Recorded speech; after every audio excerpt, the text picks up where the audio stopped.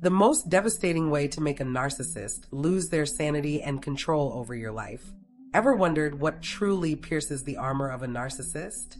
Psychologists often say that what destabilizes them most isn't confrontation, rage, or revenge. It's something far quieter and far more powerful than they're prepared to handle. Today, we're stepping into the one move they never expect. The one that shakes the foundations of their grandiosity and leaves them scrambling for footing. When I create content, I often emphasize how futile revenge can be with a narcissist. Clinicians like Dr. Ramani and Dr. Craig Malkin repeatedly warn that trying to even the score with someone who lacks empathy and accountability is like trying to fight smoke with your bare hands.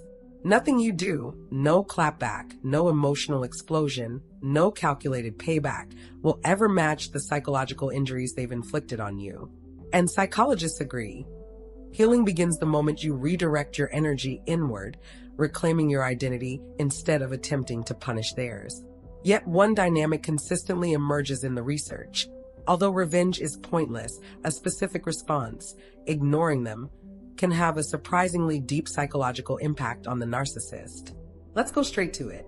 Ignoring a narcissist is not simply bothersome to them. It's psychologically destabilizing. While anyone may dislike being dismissed, narcissists experience it as ego annihilation.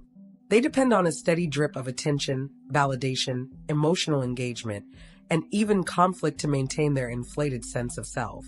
Psychologists describe this as narcissistic supply, a substance they're addicted to, even if the supply comes in the form of your fear, frustration, or confusion. When you ignore them, you're cutting off their oxygen. Their sense of significance evaporates, and the very person they believed would always be available, the loyal, resilient, endlessly forgiving partner, suddenly becomes unpredictable, uncontrollable, and distant. That shattering of certainty sends them into a frantic psychological scramble, often leading them to grasp at any tactic, guilt, provocation, love bombing, to regain control or find supply elsewhere. This is where many survivors feel conflicted. Psychologists note that the moment you begin ignoring a narcissist, they experience something akin to panic wrapped in humiliation. They can't articulate it, grandiosity forbids such vulnerability, but their eyes often betray the chaos. Fear that you might never return, fear that your silence means you've seen the truth. Their ego, once their greatest armor, now becomes a prison. When you shut the door and barricade your emotional availability, you're signaling something that terrifies them.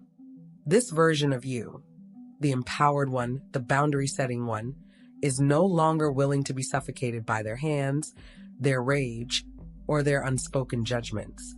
Clinicians often observe that when survivors finally disconnect, the narcissist faces a crisis they cannot regulate. It forces them to confront a version of themselves they cannot tolerate.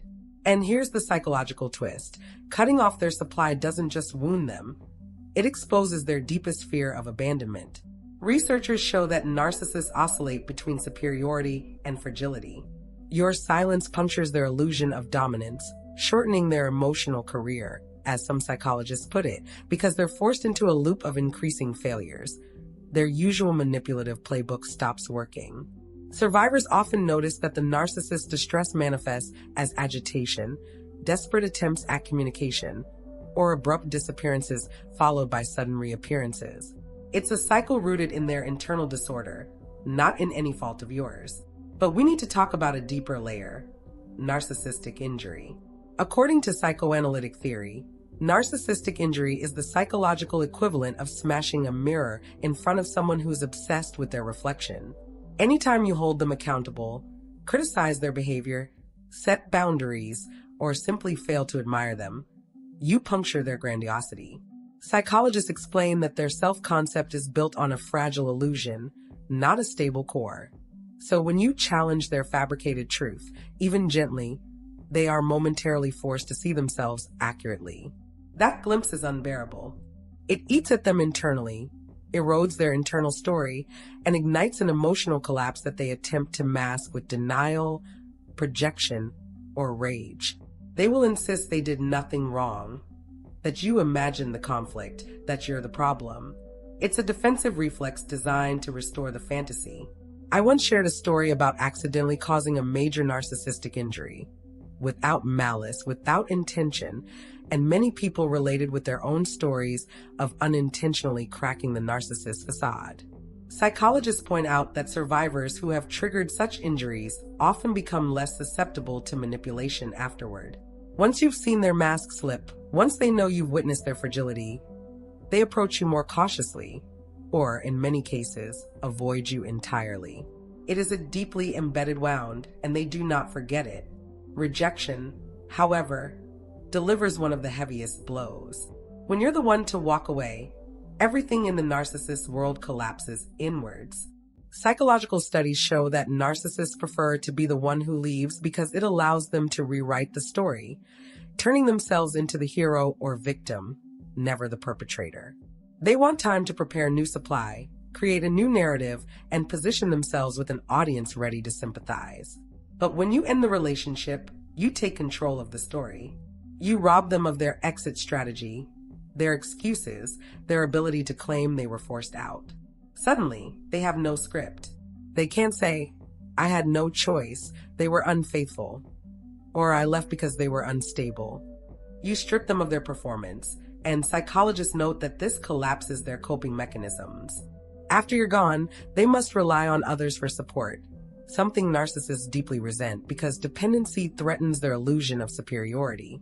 They may attempt to deceive the world, painting you as the villain, but without you there to fuel their narrative, the mask cracks faster. Their manipulative tactics weaken. Their life becomes harder, not easier. And the truth is, they never believed you'd actually leave.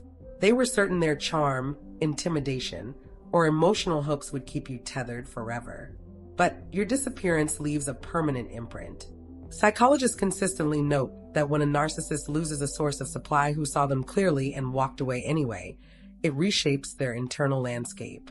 It doesn't change them, not in the way people hope, but it marks them. They remember the one who escaped. They remember the one they couldn't lure back. They remember the one who broke the pattern. And most importantly, you reclaim something essential: the authority over your own life. The story shifts, not for them, but for you. When I tell survivors to pause and revisit the relationship, not to romanticize it, but to see it clearly, they often realize just how unreal the entire dynamic was. Psychologists frequently say that clarity is the first step toward liberation, because once you recognize the pattern, you can no longer unsee it. And with that clarity comes the fourth point: moving ahead.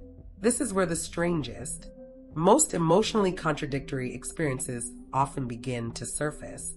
Over the years, I've heard the same story through emails, support groups, therapy sessions, and late-night conversations with survivors around the world.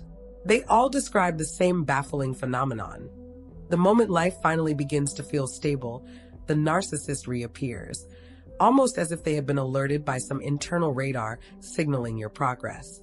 This return is not random. Psychologists explain that narcissists possess a hyperattunement to shifts in their supply sources. They sense when you've reclaimed your joy, rebuilt your routines, or found emotional steadiness. They can almost smell your healing. And that's precisely when they send those seemingly innocent, yet strategically timed messages like "I miss you." Survivors describe these moments as emotional ambushes because the narcissist's actions crash into a life finally starting to make sense. The victim's inner world, calmer, grounded, perhaps even peaceful, collides with the narcissist's attempt to re-enter the picture. This disconnect between their behavior and your progress creates an emotional dissonance that psychologists say is highly destabilizing. Your heart remembers the chaos. Your brain recognizes the manipulation, yet your nervous system flinches because this pattern has been encoded for months or years. And here's where it gets psychologically bizarre. Even though you've given them nothing, no affection, no emotional response, no validation, they still cannot bear the thought of you moving forward without them. Clinicians describe this as an ego-driven panic response. Narcissists don't return because they love you. They return because your autonomy threatens their internal hierarchy. Remember, they believe they leave when they choose. But when you rise from the wreckage and begin building a life that no longer includes them, the balance of power shifts. Your growth destabilizes their illusion of dominance. They sense that you've slipped out of orbit. And because they cannot fathom a world where they do not remain central in your mind, they reappear exactly when you're least expecting it. Many survivors describe the timing as unervingly precise: 3 months, 1 month, a few weeks after feeling lighter. Psychologists attribute this eerie consistency to the narcissist's cyclical nature. Their supply sources dry up, new relationships disappoint them, or the thrill of conquest fades. When their ego deflates, they reach backward, searching for the last person who made them feel powerful or adored. They don't come back because they've changed. They come back because someone else stopped giving them what they needed. And what's even more painful is this: as you begin healing through therapy, self-reflection, community, or even simple day-to-day stability, they aren't happy for you. They resent your recovery. Psychologists explain that seeing you grow forces them to confront their own emotional stagnation, something they work tirelessly to avoid. Your strength becomes evidence of their weakness. Your joy becomes proof that they were the problem all along. Your progress reopens an old wound within them, the wound of not being indispensable. Let's summarize what we know. Narcissists cannot tolerate being hurt, and they cannot acknowledge being hurt either, because doing so would threaten the fragile scaffolding of their grandiosity. They present indifference, toughness, or superiority because psychologists say their ego is built on defensive posturing. They can feel wounded, but showing it would mean exposing their vulnerability, something they believe would annihilate them. So instead, they cycle rapidly between seeking new praise, performing false confidence, or rewriting history to keep themselves afloat in the pursuit of an unattainable perfection. And here's what survivors often misunderstand. None of this is a signal to try harder, to fix them, or to use any of these behaviors as a test to see if they can change. Psychologists are unanimous. Nothing you do creates a permanent shift in a narcissist's personality structure. They may be shaken for a moment, disturbed for a week, uncomfortable for a month, but the cycle always resumes. Their attention drifts to other supply sources. Their performance of self-reflection evaporates. Their facade returns stronger than before. One of the deepest fears narcissists carry, and psychologists speak of this often, is the fear of being forgotten. They survive on being remembered, admired, envied, or feared. When silence falls around them, when no one reacts, when no one is watching, their internal emptiness becomes unbearable. Being forgotten strips away the core belief that they are special, chosen, irreplaceable. It forces them to face a truth they've spent their entire lives running from. They are not as important as they think. And when you begin drifting away, slowly, quietly, without emotional fanfare, they may try to reclaim your attention through cruelty, provocation, or sudden dramatic gestures. This is not about love. This is about control. One of the most devastating triggers for a narcissist is seeing you with someone else.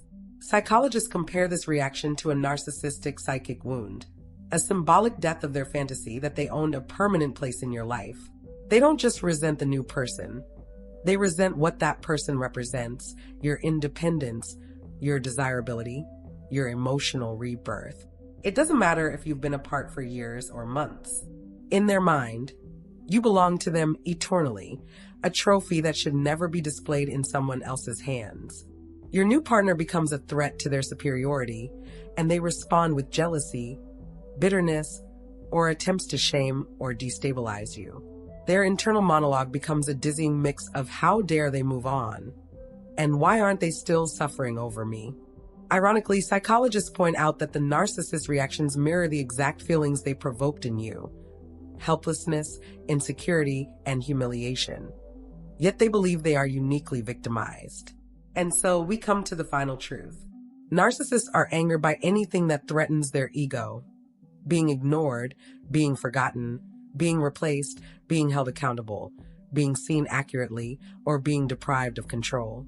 Whether your actions were intentional or not, they experience them as deeply personal wounds. And while survivors often feel guilty for causing this pain, psychologists consistently stress, you are not responsible for the emotional consequences of someone else's manipulation. As always, I invite you to share your experiences. What reactions have you witnessed? What behaviors seem to ignite their fury? What moments made you realize you were dealing with someone whose identity depended on your suffering or compliance? Tell your story, unedited, unfiltered, unpolished. Your voice not only helps you reclaim power, it may also be the lifeline someone else needs. And if this helped you, give it a thumbs up. Subscribe so you never miss future insights. And remember, survivor, put yourself first. Not because it hurts them, but because it heals you.